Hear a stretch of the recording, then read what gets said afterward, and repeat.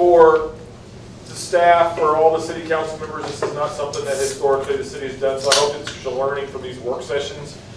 It's not trying to, in anybody, in any shape or form, making sure that we're trying to guide or move something in a specific direction. It's just making you generally aware of what's going on, and there's no way to get those done in a council meeting 1 hour before, or trying to give it to you on a council agenda in advance. So if you know what's going on and talking about it, some of these terms are familiar to everybody, some of these terms are not familiar to everybody, but it's important to understand how the city functions. It's not, I don't want to use how we do it, but that's exactly what I'm going to explain today, especially on the economic development side, because we actually have some opportunities that are presenting themselves.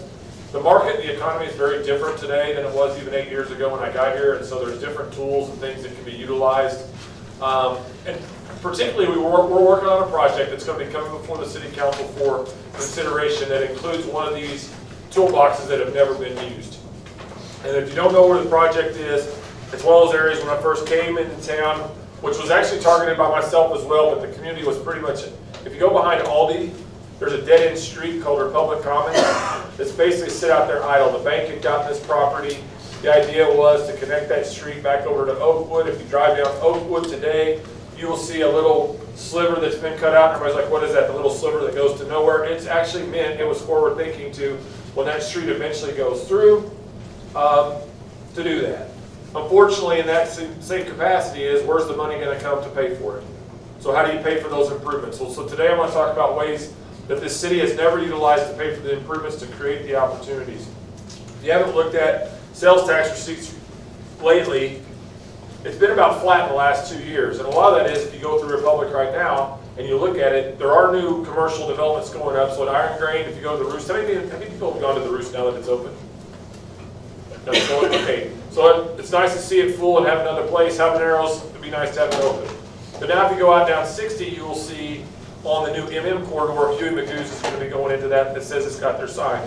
What's happened in Republic in the last couple of years is the capacity of filling up those commercial spaces with sales tax generators. So creating commercial lots is very important for us to do, and working with the development community to do that is an opportunity. So this is one, so I want to talk about just economic development. Some of this is going to be a refresher for those that have been on the council for a while. I know Danny and Gary were with me when I did the first development agreement for Garden Business Park, which is where Amazon campus is at, and the other properties, that was a developer's agreement, but I'll explain those a little bit later. And then Mark Grimm is going to give a presentation on other parts. I think he's got 7 or 8 slides, maybe more, to go over just kind of some of the other places throughout the state that have utilized these projects he's worked on. But because this is different and it's something that you're going to have, there's a public hearing on it, having this work session in advance and answering questions before we ever get there would be very helpful, so that we can provide direction to the development community that's asking for this project. But we are talking about the property. I do believe it's safe to say that that property at Bears has changed ownership in the whole area in that Bears. I do know that Blue Current, I can say this out loud because they've told me that Blue Current has bought one of the lots that's in front of that shopping or that retail center. And so there's some different points of discussion for today. But really, it's going to be hard to read from a distance, but what is economic development? Basically, it's the policies that we use, or the processes that we use to change the standard of living in a community. So basically, if we want to increase the economic growth and development, it's policies that we actually are governed by, and I'll talk about the one that we've historically used in the City of Republic. I wouldn't say that the city's had a very robust enhanced enterprise zone process. It's probably the other toolboxes that have not been utilized as much. But the process that we currently have in place that helps us change the living standards. So why do we engage in economic development? I think at every political rally I hear, someone's going to say we've got to create more jobs. We've got to create more jobs. I'll say that it is to create more jobs, but it's not necessarily to create $1,000 or 1,000 employer centers. I think small business is just as important as creating somebody that has 700 or 800 employees. I think creating economic development involves the small business community too. It grows the service area and infrastructure capacities. So basically, whenever development comes in, normally cities like, so let's just take Brookline for example. The city of Republic invested $12 million to extend water and sewer to Brookline. That is not where economic development, so that was a wise investment by the city to move all that capacity out there to do that. But that is something that the city paid for, the citizens are still paying for, that expires in 2031. What's happened whenever it grows and develops around it is the development community expands that infrastructure as part of their development. So it helps expand our system further without the taxpayer funding that portion of it. Does that make any sense at all? So basically, it keeps the city gets the original trunks out there, and the development on economic development help expand it. It obviously attracts new businesses. Republic, obviously, and I'm going to say this, one thing about economic development, it gets completely lost. Republic has had a lot of robust growth well before 2016. So in 2007, it was 07 when Republic consolidated with Brookline, it was 07, 08, and then it was 12 they created the charter, I believe it was. But the wisdom to consolidate with Brookline, and then James River coming through, and then the wisdom to put water and sewer out there, really led to a lot of robust economic growth in that. So you had McLean, you had Watson Metal Master, Everything Kitchens. There was a lot going on in the Brookline, in that area, in that place. So there's been a lot of growth and development into that, in that working space. But attracting new businesses over the last several years, a lot of that, and I'll get into the why and how of how we've done that. I think that those that would go through the town and say, hey, listen, what's really changed? It's a lot about how we just do our business model and how we're dealing with the development community. But it does boost the tax base, and this is something that can be debatable to some, but I will tell you that if you look at the property value in these areas pre versus today, everyone's property values are going to go up, not only just because of the fact of inflation, but the property values themselves. But having more businesses in towns help drive our property values, and it does boost our tax base. But how do we engage? So this is where I would tell you that historically in my career and working with it, how do I engage personally? How do I start with it? I'm always going to expand and improve the local infrastructure. Leverage infrastructure to create the opportunity that's already there. So if you look at Brookline, all we did as a staff was we leveraged the infrastructure we already had out there to incentivize it to bring development into the community. Like, how can we utilize our infrastructure to do it? We strengthened community identity and messaging. This was a big deal. Again, I keep referencing Dan and Gary because whenever I interviewed with them, this was the issue that I was asked. How are we going to get the development community where they're like, I never want to do business in Republic again. I don't want to build a house in Republic. And they're like, well, we had to engage those communities and find out what the challenges were. So in economic development, it's not just sitting there going, hey, government's always right. What are we going to learn about how we do our processes? So getting into the development community and asking them what we were doing and what we were doing well, what we were not doing as well is important. And we got to continue to do that. Provide access and reliable meeting metrics. So if you go to, help me Karen, what do we call this thing? Megatron or whatever it's called? Permatron. Sorry, if you go to the city's website and you look at Permatron, one of the things that I love about it, let me say this about Permatron. This was not a program that was written by some company outside the city. This was written by employees. So nobody, if you go look at, I don't want to use other cities by example because it's high. The thing about it is this is a very unique metric that we utilize on our own website that tells you how long it takes you to get a building permit in our community. Why do we think I want that out there for public consumption? I want the development community to see we're measuring that what used to take us 45 days to issue a commercial permit now gets done in less than 15 days. And let me say this to you, in the 15 days that we have it, that's not how long it takes to get approved. That's just how long it's in the city's possession.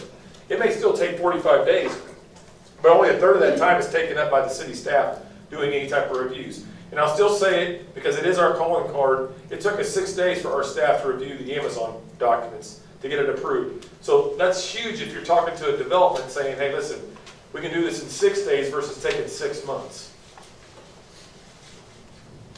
So we collaborate with potential investors. This is a weird one for me because sometimes the investor comes to me after they bought the land, and this makes that collaboration a little bit harder because if you see certain situations, they've maybe not vetted it as well. And they're like, hey, I want to build this. I'm like, listen, it's not zoned properly. You should have talked about it. So trying to get with people on the front end with the potential investors. And let me say this about Republic's growth.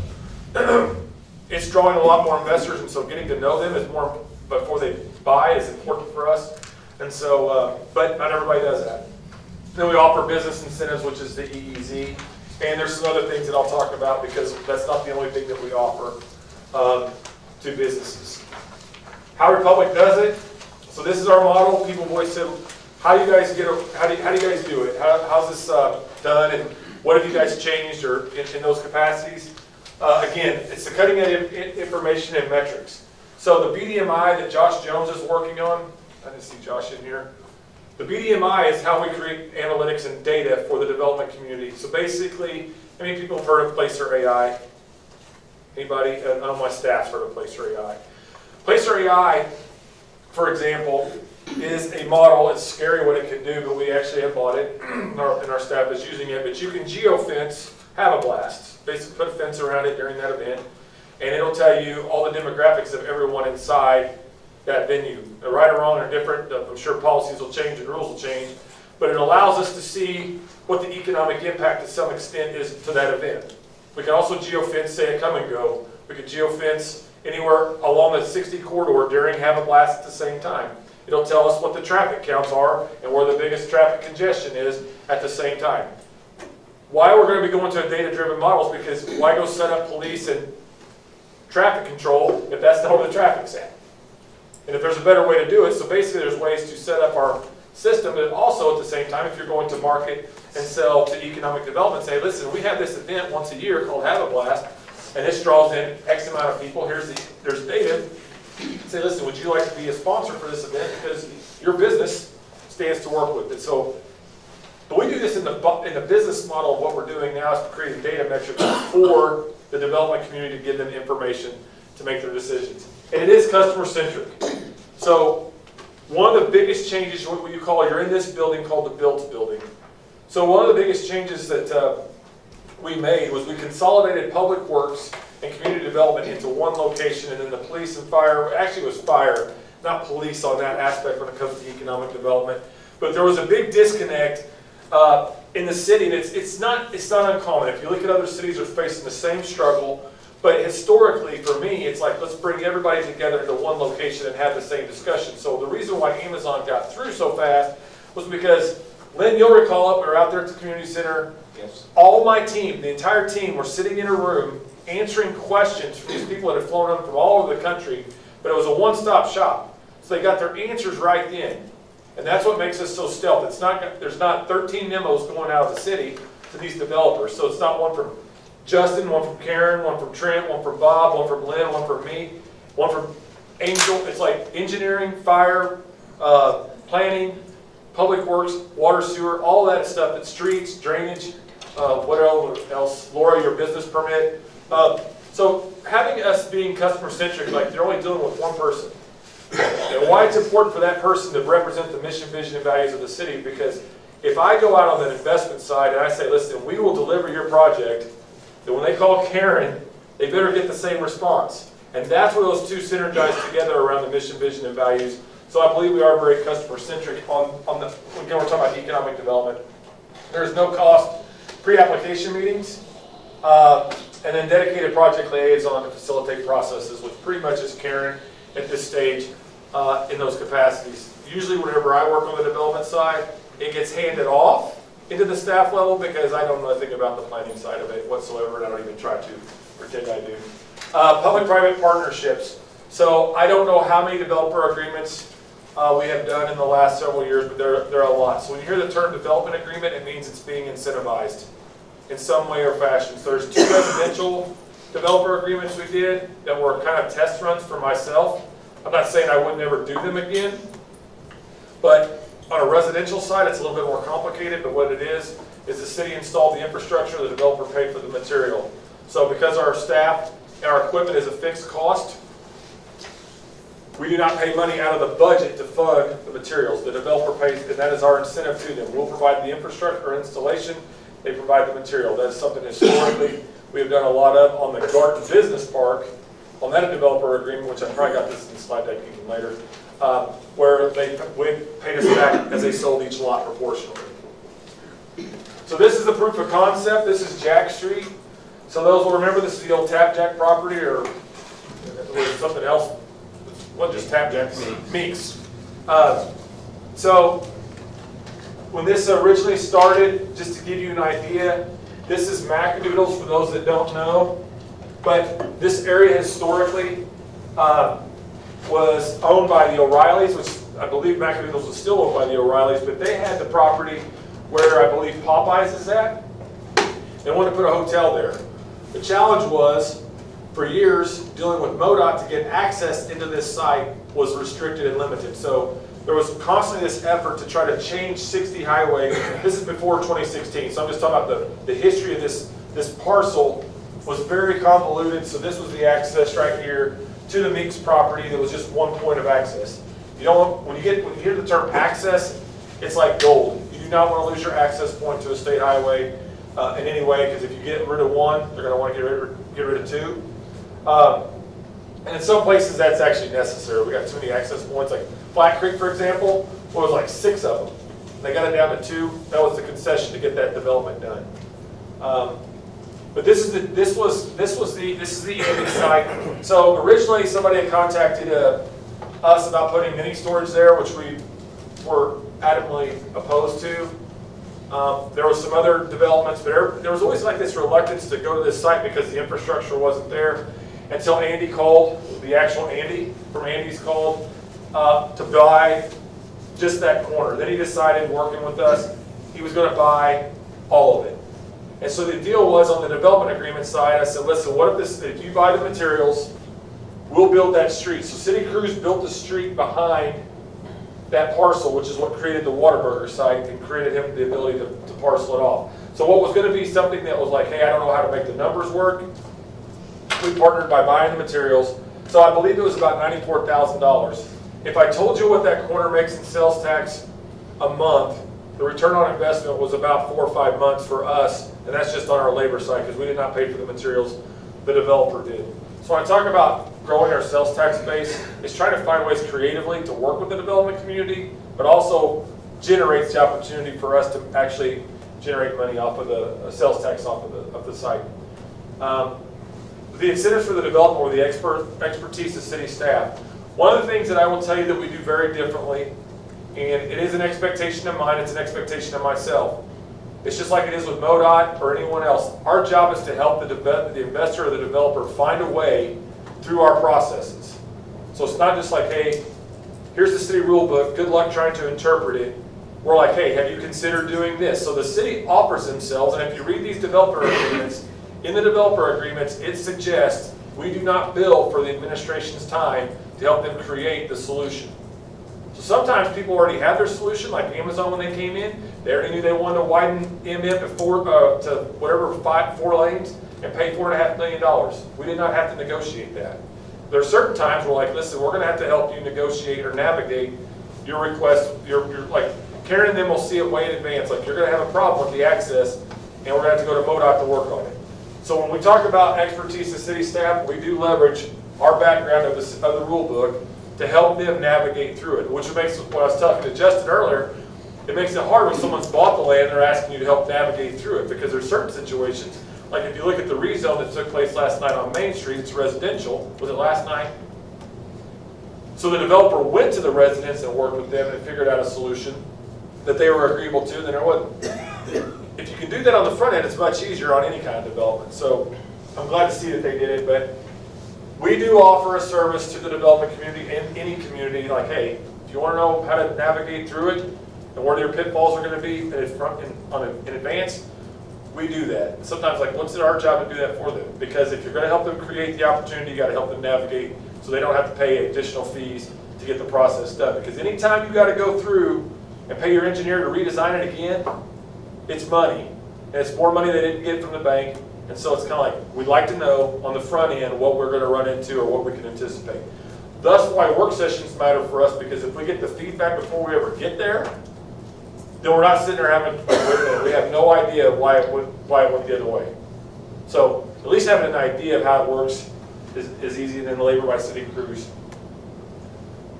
So basically, back up.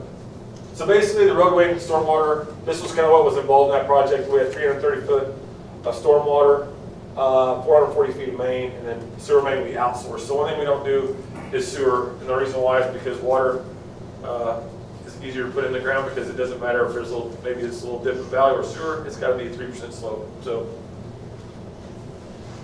Okay, so this is the new toolbox, and this is what we're allowed to do. Missouri allows for a variety of special economic zones and districts to be implemented by local municipalities. It allows for targeted strategies, so basically infrastructure, what I just talked about on Jack Street. So basically it allows for you to create zones, taxing zones in the city. And so these economic zones are meant to create incentives for them to invest and develop in the area. So right now what we have is 3 categories. You've got redirection of taxes, which is what I'm going to talk about as a CID. And then you got an additional tax levy, which is probably much more about, I'm going to say, Mark will probably talk about it, or Karen, so if I can elaborate, maybe more of a TIF. And then the last one is the abatement of taxes, which is the enhanced enterprise zone, which this has been around Republic, and it was actually a state, like the state allowed for it years ago. I don't even believe it's actually listed anymore, but cities are allowed to issue what we call an EEZ. So we actually have an EEZ board in Republic that serve on the EEZ board and have to evaluate these areas every year. So everything that you look out towards Amazon is an EEZ. Almost the whole city is an EEZ. But what I'll talk about is this right here. This would be perfect for, this would have been perfect for what we call a CID, which I'll talk about next. We call it capital improvement district. So what is a CID? Basically, it's a where you can impose a special tax in an area where the voter or the person that owns the property can say, listen, I want to pay more on my sales, I want to charge more on sales tax to buy something at my store to pay for the infrastructure on my property. Follow me? So they're saying, listen, Andy says I don't want to pay out of my own pocket the $94,000. I'm going to pay it out of my own pocket, but I want to recover it. So a CID allows him to recover that by imposing a sales tax upon himself. But we collect it and it gets reimbursed back to him. A lot of looks like, okay, help me understand that. And Mark, I hope you'll help me understand it. But what the petition has to be, so the property owners that make up the property, have to sign a petition that says, listen, we want to pay an additional tax to all the vendors that are on our property. So the property owners themselves have to buy it. So basically, using Andy's, Whataburger, Popeye's Chicken, I'm just using that as an example, and then the property behind it, they would all have to sign on that says, we want this to be a district to recover our costs. So any questions? How do they go about recovering those costs? So, okay, so that's Is that coming later? Or? No, well, it's so basically additional taxes and assessments, finance improvements, or public services. So they can assess it. We collect it as a city just like it is, like we do from the Department of Revenue every single month. Okay. Then what has to happen is we have to reimburse that only the percentage of the CID.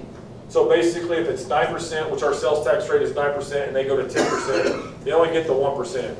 They don't get a rebate on their sales tax. They only get money back on the tax they've created in their own district.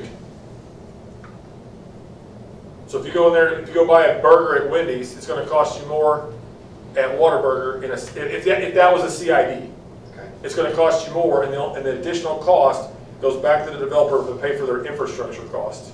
And it's just for the CID? Just only for the CID. And they have to be the ones that petition. The owners have to petition the city to do it. They have to create their own board to oversee it. And it shall not exceed 27 years. In this particular one, on behind Aldi's, which I don't have the map of it, but the one that's particular behind Aldi's that will build a road, the road would extend from Aldi's, that will go right immediately behind Bears, and then it will also extend and go out to Oakwood. So there'd be an actual, like, right smack dab behind that center. Am I right, Karen? Yes. And then eventually it would turn and go out to Oakwood.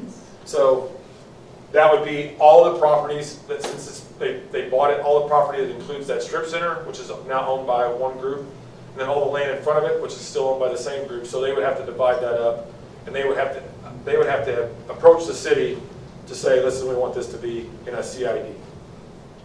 And they have to create and form their own board. And I'll talk about what the city, there is a role the city plays in it, which is why I'm bringing it here, because there's a public hearing, and there's an ordinance that has to be established. So again, it cannot exceed 27 years.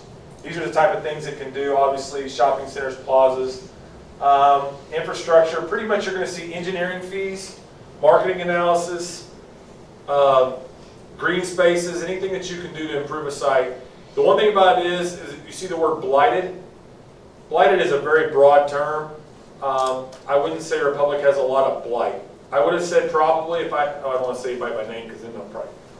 But there are areas that probably need to be remediated and cleaned up because they would not be matching the surrounding landscape around them. It's not a code enforcement issue, but there is a surrounding use challenge. There'll be very few areas in the Republic that I would say classify as blighted. If I use another community, anywhere else, Springfield has utilized this because you've got brownfield sites, not as many greenfield sites. So this would be one that would be very prominent. Actually, TIFs would be prominent in those areas. So this is what it requires. It takes the formation requires the formation by petition. It's got to be signed by at least 50% of the property owners. But it also has to include a 5-year plan outlining the following elements: the boundaries of the CID, so where it's limited to, the number of board of directors, and how they will be elected. And let me say this: the city does not incur this cost. That is on the developer to create all of this for us. Naturally, our legal counsel would review it for the council. They have to provide the maximum rates of taxes and assessments to be imposed. And let's say this: it's just like it is in the state for any city. I think it's capped at 1%, and it has to be in 1/8 increments. The limitations of their borrowing capacity and how much they're going to generate in revenue. I already know some of the businesses that they're looking to put in there are those that are looking to go, so that's going to be interesting to see that data. There is a public hearing process required, and it is adopted via ordinance. It's required to be adopted via ordinance. The governance of the CID, at least 5 board members. There can be no more than 30. It's elected by the qualified voters within the district or appointed by the city. So basically, the owners that are inside that district can appoint their own, or the city has to do it. I prefer that the city stay out of it doing appointments on, but at the same time, you have the right to make sure that there is someone that oversees the CID. The directors must be a property owner or business. I like this other one. Must not have any financial incentive with the CID itself if it's going to be a registered voter of the city. So, but again, if there's less than 5 property owners, then it's up to 5 legally authorized representatives can be on the board. But again, nobody can have a vested interest, at least if it's a resident of the city. And Mark, if I get any of these wrong, well, let me say there has to be at least one that's not a vested interest. So the developer could have 4 people who are relatives of the developer and its employees and whatnot, but then one person has to be a disinterested person. Thanks for clarifying that. That's correct.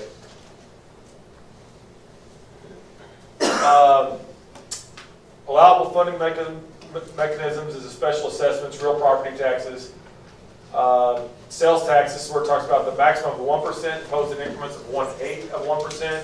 So basically, if you don't understand Missouri tax law or you haven't seen it, sales taxes are done in 1/8 increments. I think we have a 1/8 sales tax in the fire department. Is that right, or is it 3/8? 1/8. 1/8. So that's a little bit different, but at the same time, it's how it's done by state statute. Other sources are fees or rents or services of services and property. Grants, gifts, and donations can go into the CID.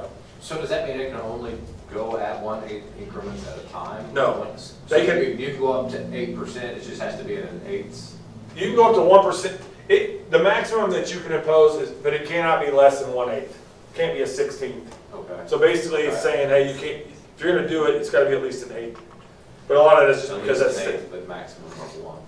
Yeah, so they can impose upon themselves a maximum of 1. That's a great question. But it does not have to go up by 1/8 each year or incrementally for that source. And I do know on this particular request, their request was for the full 1%. And let me say this too, on that project, if we're partners on the project, I've asked for the city's portion. So normally we don't pay for. Normally we don't bill back because if there's an economic benefit to the citizens or to the community, labor and equipment is not charged, but in this particular one, the city would be reimbursed for any labor and equipment on the job. And then the engineering fees, which I believe Karen is correct, right? Yes. So this is what a TIF is. We do not have TIFs. We do not have a working TIF in the city of Republic that I'm aware of. Is anybody aware of a TIF? I want to tell you what TIFs are. From a standpoint of, this is typically one of these things where you would have, there is a TIF district, it's not in Republic, but it's considered, it requires a Republic school district to be involved. Is the TIF that this shopping center as you go down Sunshine Street, that's right into Springfield where the other Whataburger is. I believe that is part of a TIF that involves a Republic school district because part of the Republic school district's there. It does require the school district to get involved because you definitely want them to be a part of it because it pretty much freezes their taxes. So functionally the tax base is frozen, so basically you're not charging taxes, so what you would have charged in tax on a TIF goes back to the developer to do the same thing, is to pay for the cost of infrastructure. So normally, I wouldn't say, I mean, again, and a lot of this is driven for blighted areas. So basically, people don't want to invest, it's too expensive.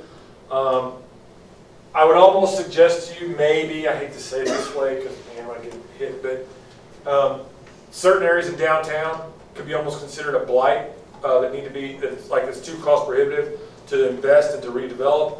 That could be a blighted area like, listen, we're not charging you, we're going to do a TIF downtown to do this work, but the school would not get any property tax on that for a period of time, and the money, the city wouldn't either. So you would basically freeze the property tax. Anybody familiar with TIFs?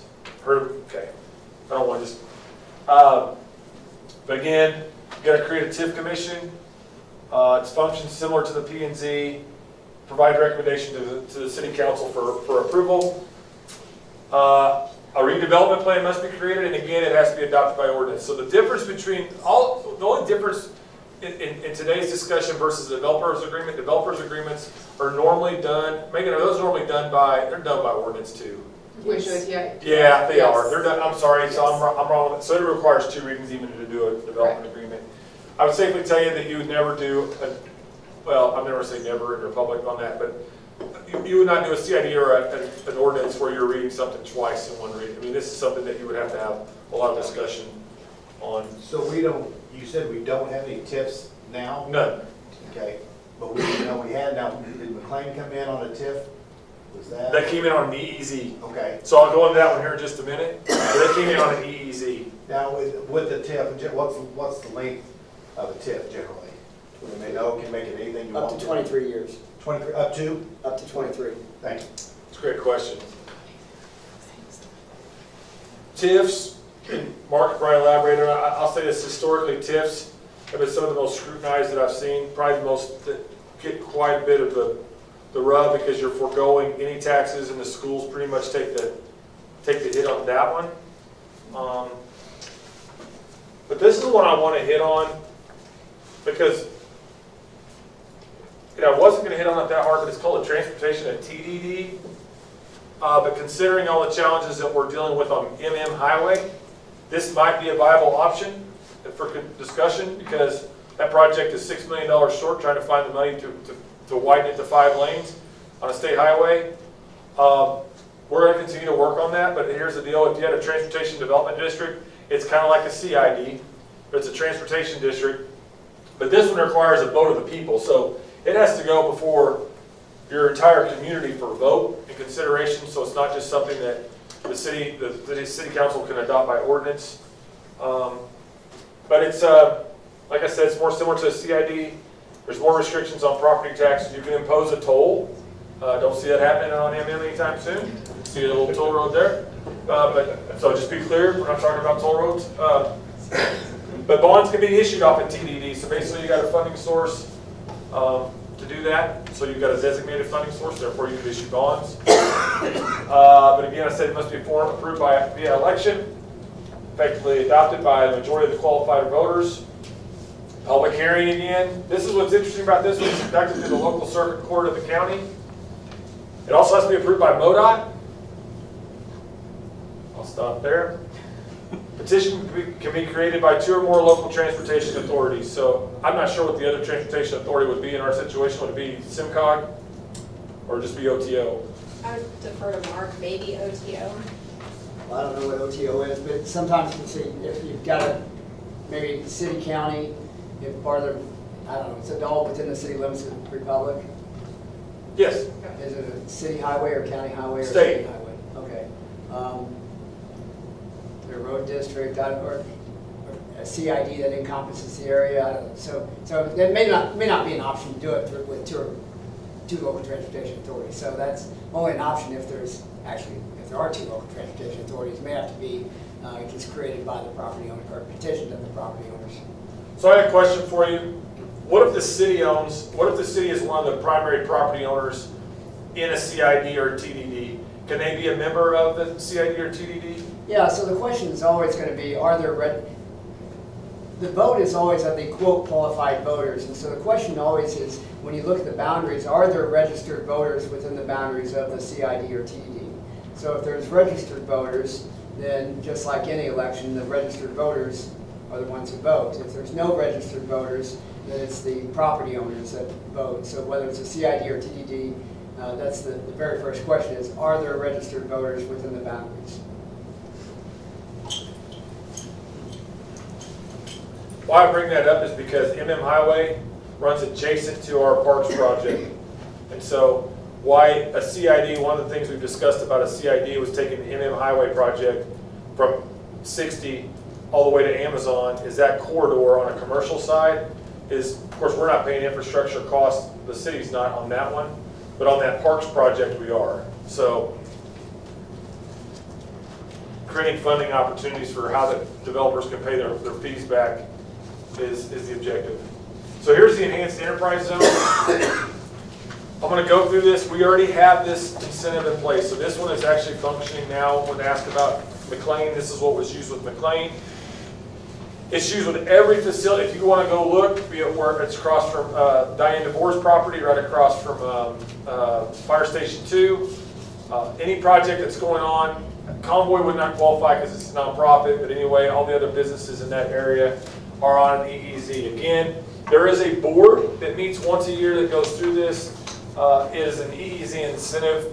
There was a job creation by offering real property tax abatement to qualify businesses, and here's what it takes to qualify. Businesses must be located within an EEZ, at least $100,000 in new capital investments, which is not a big threshold at all, but these numbers have never been modified from the original. Like $100,000 when it was probably drafted was probably something fairly material. I'm sure you could even buy the lot for $100,000 now. But create a minimum of 2 new quality jobs within the following industry sectors.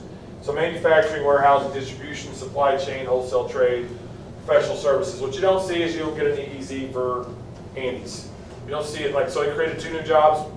That is not what the target of the EEZ was. This was established by state statute. And again, I don't even know if the state utilizes this anymore because they've given the power to the local communities to use it. Is that correct, Mark? Correct. Any other qualifying businesses must create and maintain at least 15 new quality jobs. So the real property tax abatement of 50% on the improvements made to the land. So it's 50% for 10 years. I'm not going to use it by name, but like for example, I know that like on the one project, I believe the property tax when cut in half was somewhere around $400,000. When the 10 years expires, it's now $900,000. If you saw what the property tax was before, when it was just necessarily a field, it's significantly different than what that business going in there before. So I understand the argument, and so Dan, you're probably recalling whenever you guys were talking about it, and there's concern from the schools that, hey, listen, we just lost 50% of the money that we're not getting. But for us, what I see of that is you're getting 50% of what was nothing before. So it's actually still investing. And plus, what I would tell you is with the data searching and the traffic counts of coming in, only about 20% of the people that are working in those employment centers, about 20-25% live in Republic. And then granted, until we get all, and let me say this, I got a qualifier to that, until all the geofencing and the data stuff gets in place, that is a very loose number. That's just general terms of what we've done and looking at heat maps, trying to identify where our workforce is coming from and where they're living. But so the EEZ is a very, it's a deal breaker. It's kind of like, it's called, Karen, help me with the word, what, but for? Is that the language it has to be, but for? If they do not want to go, they will not go there unless they get that, so it has to be signed up for in advance. They have to apply for it. So listen, we will go there as long as we get this incentive to do that. If not, we go somewhere else to do that. I can safely tell you, maybe not so much in Missouri, but in prior days in another state, you're always going to get leverage a little bit more over other sites or where they're getting offers of different. What I love about this EEZ is it's a little bit more of a even playing field. However, cities can offer 100% abatements for, I know some that are offering 100% for 20 years. We're not offering 100%, it's 50% for 10. David, before you move on, can you explain why someone like Andy's wouldn't be qualified for this? Because it's I'll say what the designation was by state statute. Mark, you can help me. These were designations provided by statute, not provided by the city. So just following the state statutes are created. If they would expand it to allow us to create a sales tax generator, such as Andy's or someone that's in that capacity, then, because I mean, let's face it, I mean, Andy's was one of those big deals that everybody was like, I think Andy's got more attention than Amazon did, because people wanted to see us attractive. But I think there's a little bit of a misconception of what we can actually attract and what traffic counts do drive, why people are there, versus just, you know, Chick-fil-A, everyone's like, get Chick-fil-A. Well, that market's a little bit different. Like, we're trying to create it. Like, I don't think you can incentivize it with an EEZ. Great question. So this is the EEZ map. As you can see, Republic in and of itself is just one large EEZ, because you never know when the developer is going to come in and buy something, having it designated now versus trying to do it after the fact. As you can see, if they land in it after the fact, then they don't qualify for the EEZ. So staff has done a great job to create this map. You'll see it goes all the way out to I-44 and in highway, all the way. I mean, in fact, it just covers our entire service area. And why this is really important is because this is where our rail sites are at. And so everything is pretty much covered on where those locations are.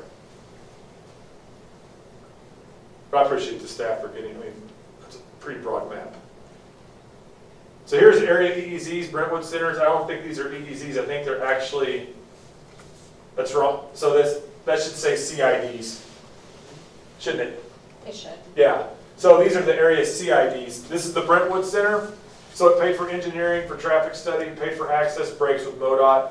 Basically, again, it's paying for the infrastructure so they can recover at a later date, because the cost of infrastructure is so high on the front. They're wanting to recover some of those expenses. And that's why it's very unique when you look at the property behind it. Aldi's, it's just sit there and the opportunity to create it, but the cost to actually build it is more expensive than they can make the return on the site. The Oaktown Center, this is where, so this is in Ozark. So this has new streets, sidewalks, street lights. You can see it. A new water tower, stoplights. I believe this is where the Walmart is located, or Lowe's. So basically, one large EEZ. So Walmart, Lowe's, all of them had to sign on to the CID when they're a property owner. They had to sign the petition as well to be a part of it. Or it could have been signed by the property owner before they ever built the facilities on the site, and they told that to the developer when they were buying the property to it. So yes, if you go to Lowe's, I think we've done this comparison before. If you go to Lowe's and Lowe's in Ozark, you're going to buy the same thing. You'll see the difference in sales tax cost on that purchase.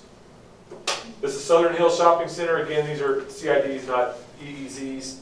But this is what it paid for. It had landscaping, sidewalks, water, and parking lighting. They are effective tools to be used. They've just never been used in Republic. And the city's never pursued one. There's never really been a reason to pursue one.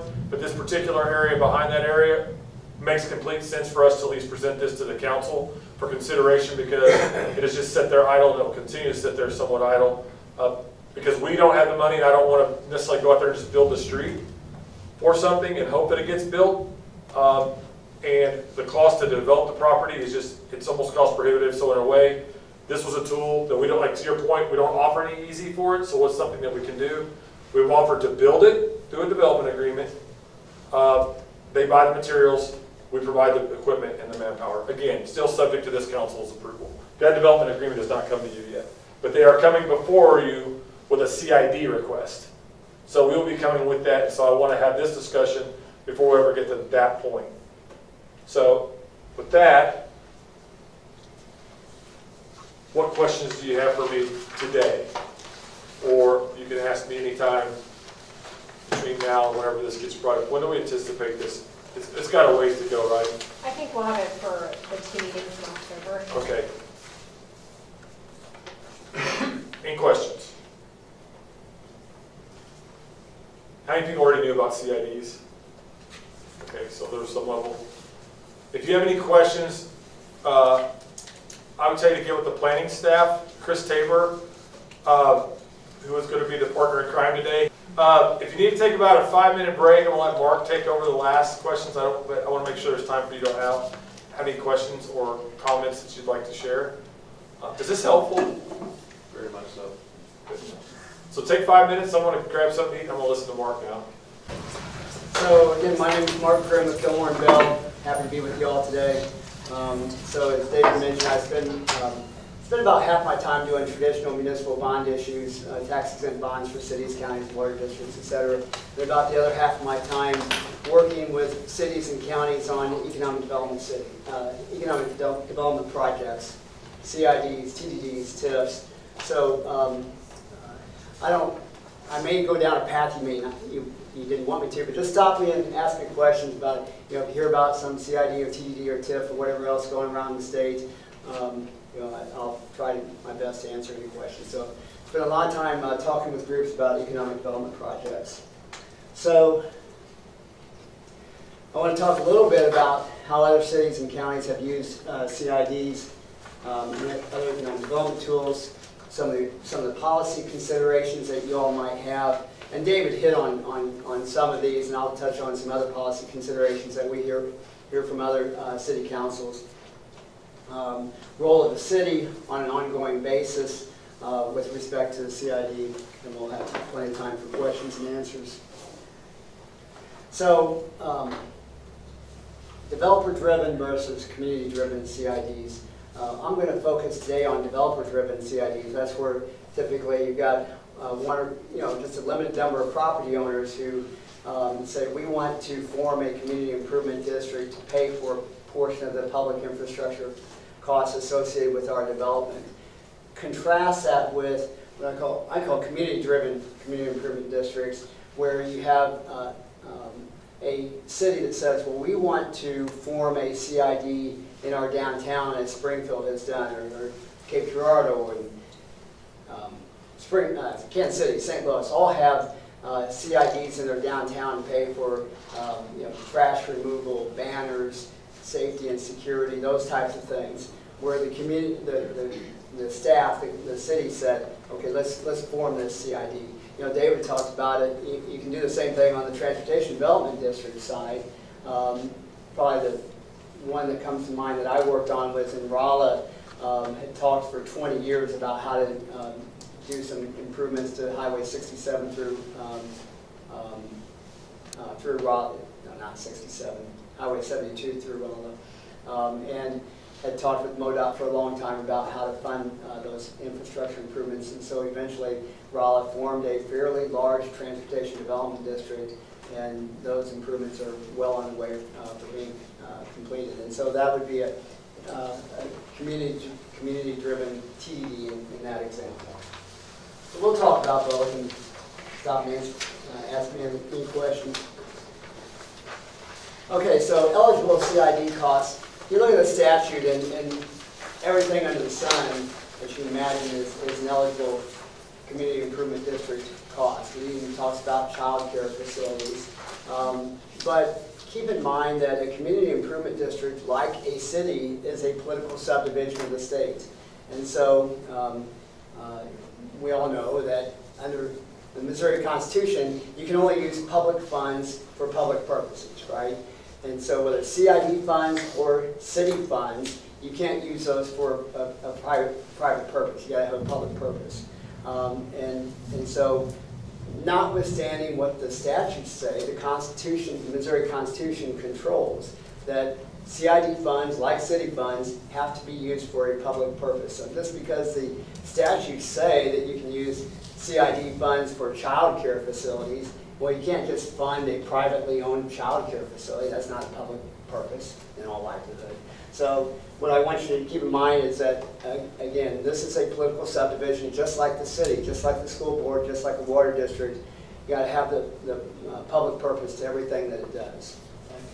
Remediation of blight, removal of blight with TIF or with CID is a public purpose. And so if you have a blighted area, then the public purpose is remediation of that blight. As David said, there's probably not many blighted areas in the city of Republic. Then you can do public services. Again, in some of the downtown CIDs that we've seen, we see trash removal and safety and security and those types of things.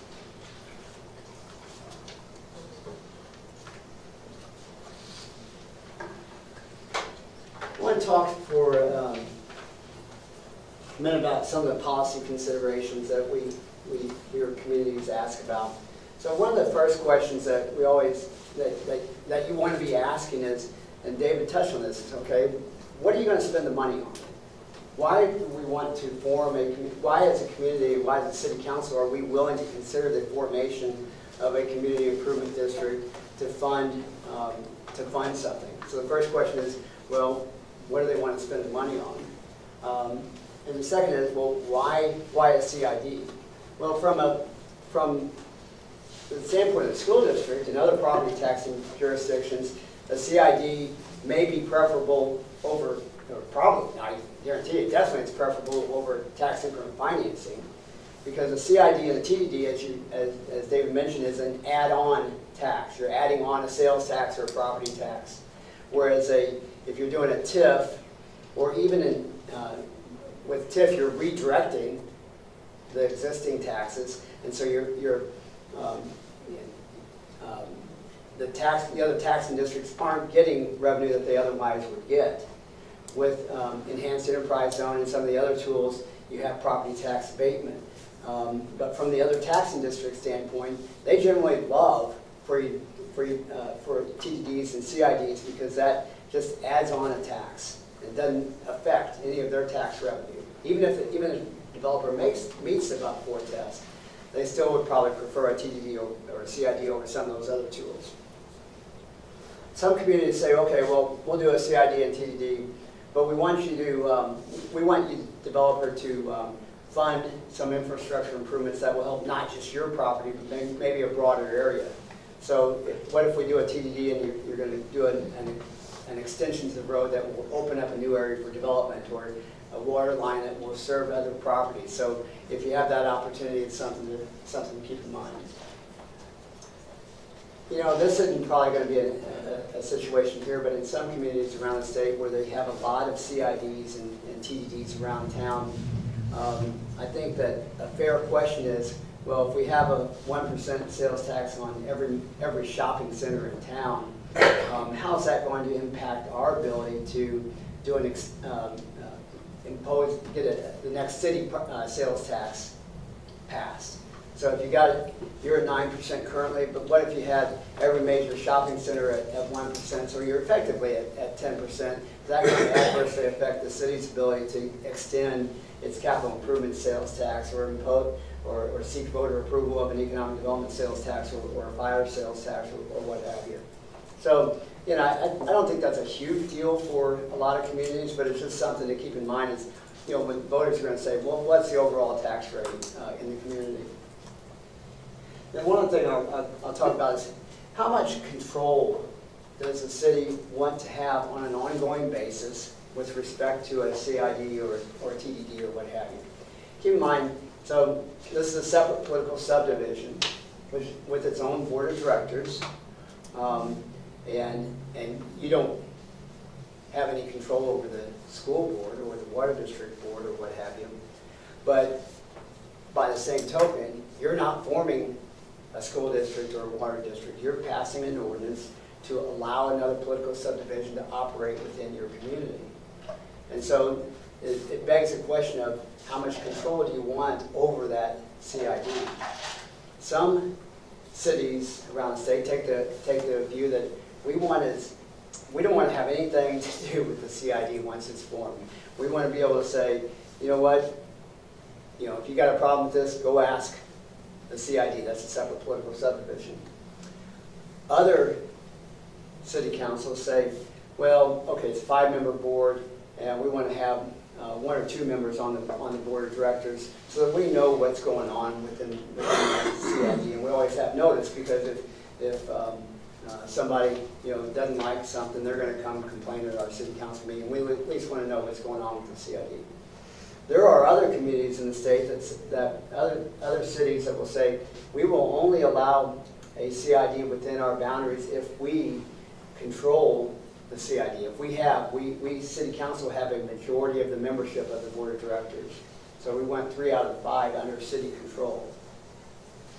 I don't have a strong preference on whether it's majority control or whether the city's got 1 or 3 or 5. But I think that the cities have generally found that it's in their interest to have knowledge of what's going on with the CID. And I think it's definitely within the city's benefit to have a very well-crafted development agreement involving the city, the CID, and the developer that says, here's what the CID can do, and here's what the CID cannot do without coming back to the city council for approval. And the reason for that, and I'll touch more on what that might provide, but if the CID is not well run, so 5-10 years ago, the state auditor did an audit of a lot of CIDs and TDDs in the state, and found that there were CIDs and TDDs where the developer basically treats that money as a slush fund to pay for whatever they want to pay for. Did not have good operational control and did not respect it as a separate political subdivision. And so I think that what I don't want to have happen with cities that I work with, I don't want to have the situation where residents could come in and say, hey, why did you allow this CID to be created, but not put the guardrails in place to ensure that it has kind of operational limitations? Okay? And so I encourage cities to say, here's why are you creating the CID? Okay, well, it's to fund these particular infrastructure improvements. Okay, and then we're going to allow a sales tax to do that. But we're going to require the TDD respect the statutes and be organized with the city. You all have to file your financial reports with the Secretary of State, sunshine law notices. So we want, if we're going to allow this to be created, we want the CID to be well run and respect the laws of the state. And once these improvements that we've approved have been paid for, we want the CID to go away. Right? And so a well-written, well-crafted development agreement can place those rails on what the CID can do. And then I think that long-term benefits the city, because then you have, the next time somebody approaches you about doing a CID, then you have a good history with the ones that you've approved up to that point. So my advice there is, just make sure that you've got a limitations on what the CID can and cannot do without city approval. I just threw this in here because it's a question that sometimes comes up of how is it possible that like the CID can impose a sales tax without approval of the registered voters within the community? And I said, it's possible because that's what the statutes provide.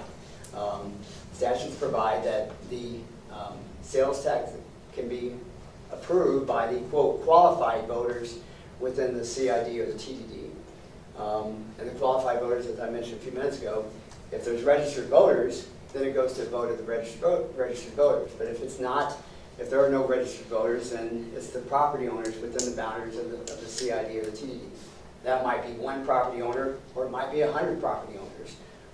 But it's the property owners that control.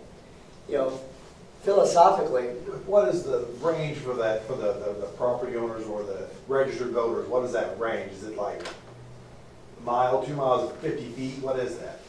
Well, You say for registered voters. so if you form a CID that has registered voters anywhere within, any registered voters within the boundaries of the district, Okay. of the proposed district, then those voters, whether it's 2 voters or 10 voters or 1,000 voters, they would then vote on whether to impose the sales tax. So it's either the registered voters or the people, the business in that. Yeah, well, Okay. the property Okay. owners. Okay, great. So Thanks. it's registered voters, if there are any registered voters. And, you know, you might, this got a little bit of publicity a few years ago in the city of Columbia. They formed a CID, and so sometime if you're bored, you can, you can Google downtown CID Columbia registered voter or something, and you'll find articles about the fact that they formed a CID that they didn't think had any registered voters, but it turns out that there was one registered voter within the boundaries of the CID, and so both sides were lobbying this woman to, I mean, she controlled the whole thing. You know, so anyway, I will tell you, when we worked with Rolla on their big transportation development district, you know, the city, we worked very closely on the boundaries of that, on how to draw the boundaries to ensure that there were no registered voters within the boundaries. So it's a pretty large area, and you might say it's, quote, gerrymandered. That's not an applicable term. So in this context, you can draw the boundaries, and I'll use that term because people think, oh, that means you draw the boundaries where you want, but it's not illegal in this context. So you can draw the boundaries however you want to include whatever property you either want to include or not include. But in that case, we worked, you know, very closely with the city to draw the boundaries so it include only property owners and a lot of shopping centers that, you know, would benefit by all these transportation improvements. Okay. So anyway, conceptually though, you know, you think, well, hey, how can this happen without my vote? Well, you know, if you all go shop at Walmart in Springfield, you know, you didn't vote on that sales tax, right? And so by going to Springfield and shopping at their Walmart, you are voluntarily subjecting yourself to that sales tax. So, you know, conceptually it's not a lot different than that. By someone choosing to shop within the boundaries of the CID, they're subjecting themselves to that sales tax, whatever rate it may be.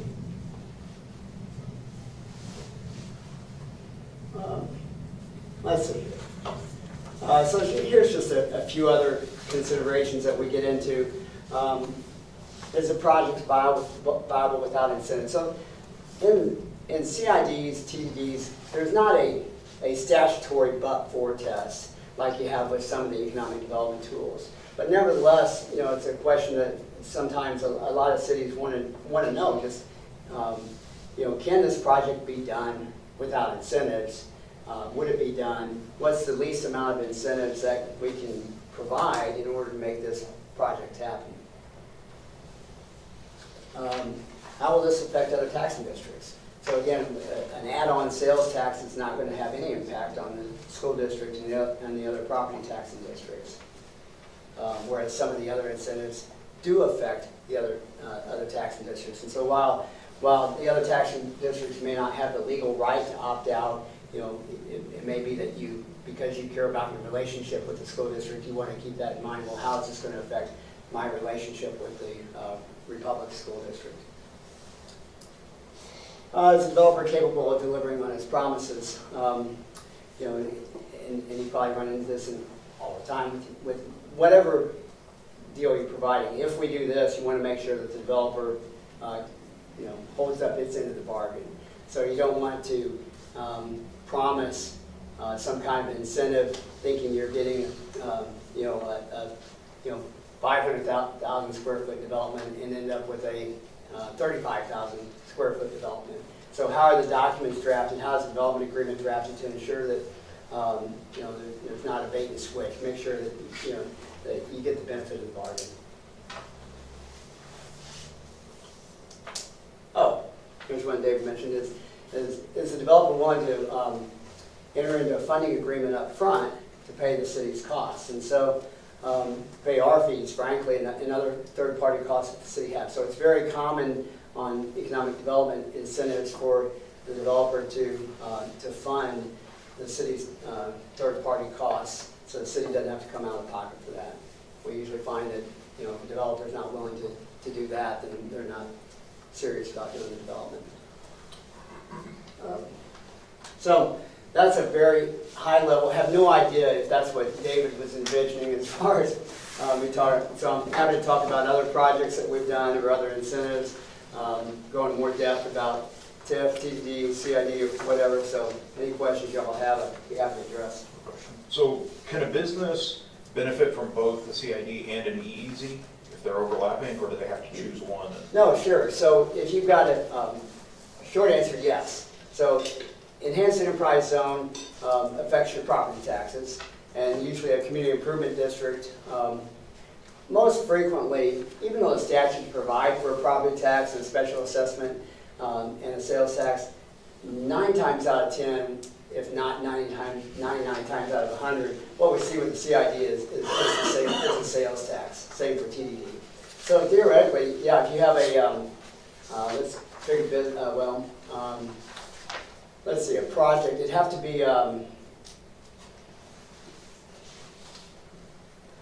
there are some types of manufacturing projects that, where even though it's a manufacturing project, the point of, they might have sales. It's not a retail sales business, but they have sales that are subject to sales tax at that site. Maybe like a Chewy distribution. I'll use Chewy as an example. They have a big distribution center in Belton. And so, that something like that, or some kind of manufacturing facility might qualify for, because as David said, you can't be a retail business, a normal retailer. It doesn't qualify for an EEZ. So I'm trying to think of what's the type of a business that might qualify for EEZ, but then would be subject to sales tax. So I think there might be a handful of those that would qualify for both tools. Amazon would. Right, that's a good example. It has a perfect example right here. And I'll just mention Belton. This Chewy deal as an example. The city had an interesting twist on that because Chewy promised that the city that they would make that distribution center the point of sale for, and I can't remember what the number was. They said, well, we'll basically guarantee you, city, that we'll bring X million dollars of sales to this site if you provide us some partial property tax abatement. And so the property tax abatement was contingent on them meeting that sales target.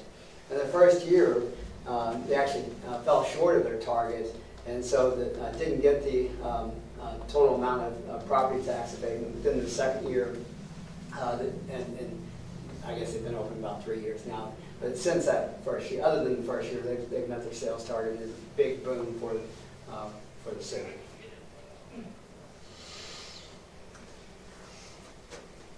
Any other questions, Mayor? For the CID, so is that just, does that happen on a regular election cycle, or is there like a special election that regardless of whether it was the voters or the property owners? Yeah, great question, and the same one. So the statutes provide that you can do it whatever, and so most commonly we'll do it, there will be a special election date, and if you have just a handful of voters, it usually be just a mail-in election, and so where the county clerk will mail ballots to the, so let's assume you don't have any registered voters, and it's just the property owners. And so in that case, you would have, the county clerk would mail ballots to the property owners, and then they would have X number of, like 2 weeks typically, to return the ballots back to the county clerk. If you have registered voters, then it's going to be on, if you're doing with registered voters, it's going to be on a normal election date. And then who puts the bill for that? Would that be the county or the city? Well, usually if it's a developer-driven CID, the developer would. Yeah, so that'd be part of the upfront agreement, is that the developer bears all the costs of that. And because that's an excellent point too. Is what we want to make sure is that until there's CID revenues, that it's not the city that ends up with the costs. The developer ends up with fronting all of those costs. And so that's one of the reasons that we encourage a funding agreement up front, is to make sure that all that burden is on the developer. The other thing I should mention that, on a CID, Dave mentioned that you're working with a developer that has something that's expected to come to the council, in October, I guess. The statutes say, well, the developer submits a petition, and the city clerk has 7 days to verify the petition, and then this council either can have a public hearing that either accepts it or rejects it.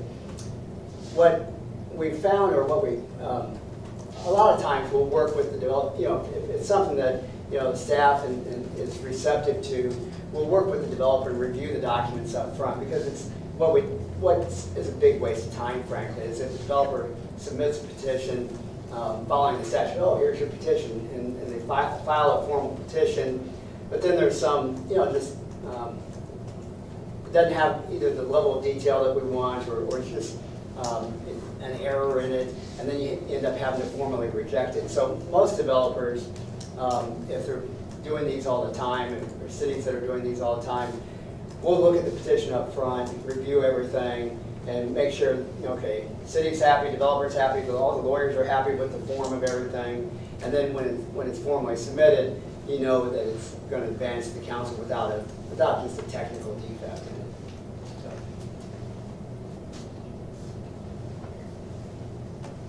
Any other questions, or what, David, didn't I hit on? Nothing. You answered you answered the rest of it. I love the point where you bring up the boundaries that have to be established on the front end. So I think you summarized it very well. So a lot of the work, which is why we're having this conversation just on economic development, most of what you've seen is all you've seen is developers agreements, because you don't see the EEZs. But knowing that this one is coming down the pike towards you for consideration, having all those questions and what those comments, because Mark will be handling that for the city on behalf of it, working with Megan, because it is bond counsel, like all those rails, because we've not done one in the city, so making sure that whatever is reviewed and presented has got his eyes on it as well. So is there any other questions?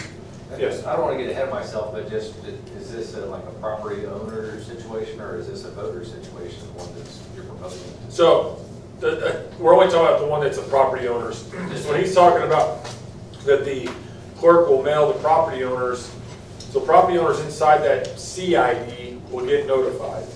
The TDD requires the qualified electors of the entire city to come out, I believe is the way that it is. So the citizens have, the overall community would be in voting on a TDD. Well, it depends, again, even on TDD, it's going to depend on the boundaries of the TDD and whether it's got registered voters or not. And so you got kind of the same issue on both the CID and the TDD. But I think on the CID, you're just talking about one property owner, right? Yeah, there's one or two. Yeah, you probably got multiple people that are partners on the project, but you're only talking about one overall parcel that may be split out in lots. But before they sell those lots, it'll probably be presented under a TD or a CID first, because it's a public improvement that we're requiring to create it. Therefore, it creates the access to Oakwood, and that is the qualifying terms. There is what is the public benefit, and we're requiring it to be done, but we're not. So it's like I said, the street behind Aldi's, I do not see us putting in the budget anytime in the near future. There's 3 other street needs that were done, and so, but for that street and those public infrastructures, that properties kind of just sit there, and they've been waiting for the city to do something, and I'm like, so finding a way for us to build it, recover our costs, and them to be able to recover their costs. They have done, so one thing about it is on this particular group, they have done a CID, they did one of the CIDs in Springfield, and so learning from that CID process and what they went through was part of what they wanted to avoid when dealing with Republic. So they wanted to make sure that we had this conversation, at least we wanted to have it sooner, because it's never been presented before this council ever. I'll compare and contrast on this voter approval thing. So I mentioned Rolla a few times, doesn't have any registered voters within it. And so the election was just of the property owners, okay? Now, we did a pretty big one in Brentwood, suburb of St. Louis, that the city said, you know what, all the transportation improvements around 170 and Highway 40, but that's basically bordering our 4th ward in the city. And so they drew the boundaries of that TDD basically to be what in essence was the 4th ward of the city. And so at the next municipal election day, I don't remember if it was August or November, whenever it was, the voters of that ward were are the ones who voted on the creation of that TDD. And at the end of the day, it's going to come down to, are there, whatever the boundaries are there registered voters within the boundaries or not, and that's going to impact how the election is held. So that's an interesting point, what he just brought up there. So if you had a neighborhood that says, listen, we want the city to build a street because it's dangerous, we want this improvement made, and it's not in the 20-year plan, you could literally go in and say, would you be willing to tax upon yourself by the qualified voters of that neighborhood to make those improvements to your neighborhood if that's what you're wanting done? So somebody says, hey, listen, well, I want this right here, and this would be safer. You could fence it. But there has to be a sales tax generator within that. No, so back to the CID, if I go back a slide, you actually have the ability. Yeah, you have the ability, I can't get back to it, but you have the ability to actually do tax levies, so basically property tax. Okay. Yeah. So you can go into the property tax and impose, or they would impose upon themselves an additional property tax to pay for streets not to exceed 27 years. But because it's a public improvement, the public would have to have access to it. Agreed upon public access. How does that carry over if, just be thinking, half those people move? Well, So that's still. They voted on, so it's kind of like half the people that moved on a sales tax and say they voted for sales tax in the city, Yeah. that they're no longer there, and the people that are moved in today, Absorb. whatever the terms are of the vote. Yeah, I don't know if I've ever seen a TDD in it like to that magnitude. That's kind of crazy. Because I'd be like, well, what happens if I get the benefit from it? I ain't paying nothing for it. So, but if you want it bad enough, I guess that you'll. Yeah. That's crazy. I never heard of one ward paying for it. Are you planning on? Well, having council on that one, let me representation clarify. For these, is that what the city's direction is? Having council representation for CIDs and TDDs? No, my position would be you write it like Mark said. You write your development agreements that have kind of like the one TDD or the CID that was with Chewy. That's a great example. You have parameters in there, just like the EEZ board. So you actually have a board that governs it. So there is an oversight that is still provided by the staff. Like, hey, someone has to present this information, the tax documents. So if it doesn't generate the amount of money that they say they're going to generate, you have qualifiers in it. How you write the initial agreement is the teeth in the agreement. The CID itself, like to the point that Mark's talking about, where the state auditor comes in, that's what I love about our EEZ. If you go in and look at our EEZ board, they have all the documents, when they expire, Greene County's involved. And so, but it really is how the council wants to set it up. If they want to, I believe if they want a representative on there, they can negotiate that on the front end. In the agreement says we want somebody from the city that's actually representing the interest of the city board on there. I believe there's nothing that would stop you from doing that. And that's fairly common, but I like the agreement to say, make sure that you have, somebody professionally who is, I say professionally, somebody who knows what they're doing as far as how to operate a political subdivision. Because, frankly, there's a lot of people out, a lot of developers, they don't know what filings have to be done with the Secretary of State from the city does. Obviously, the city clerk handles all this stuff. None of us in this, none of the rest of us know, okay, well, I got to file this with this state office and this with, this state office, et cetera. So you want to make sure that the CID has somebody who knows how to run a political subdivision. And you want to make sure that, you have limitations. What can it do, once the initial improvements are paid for, are you going to allow the sales tax to remain in place to pay for maintenance of those improvements? Or do you want the sales tax to go away so that the sales tax is not an ongoing burden on your residents? So all those are the types of things you talk about up front, put into the agreement or not put in the agreement, so that it's very clear whether you have 5 members on the board or no members on the board. Here's exactly the parameters within which it's going to operate for the next 10, 15, 20 years.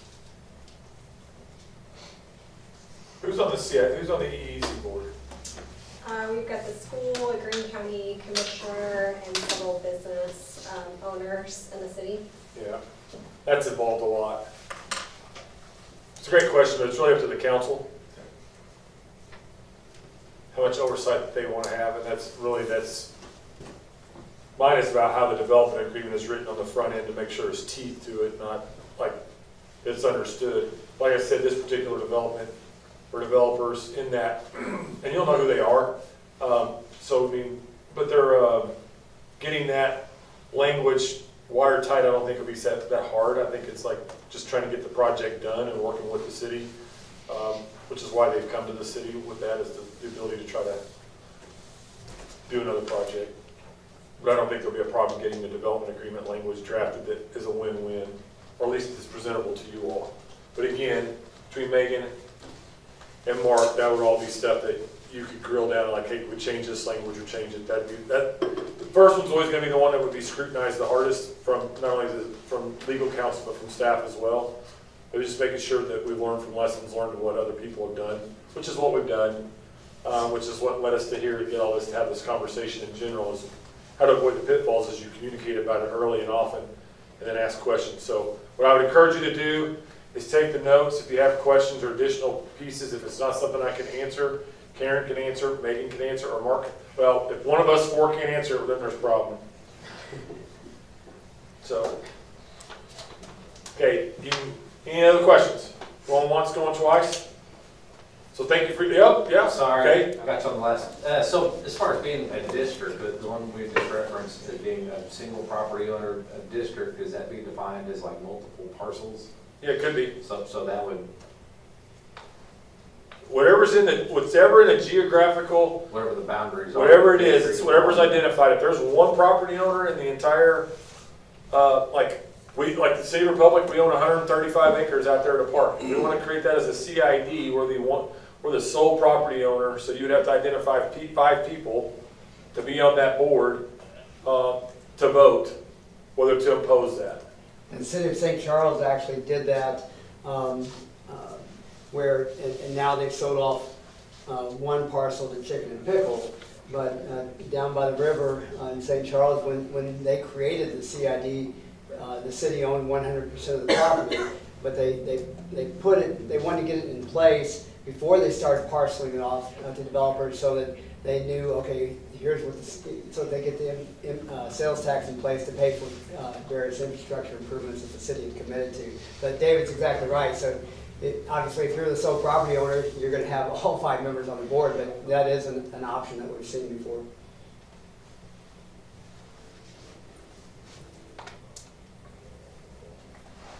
Any more questions? So, thank you for your time, Mark. Happy to. Thanks for coming to see us again. If there's no more questions, we're done for the day.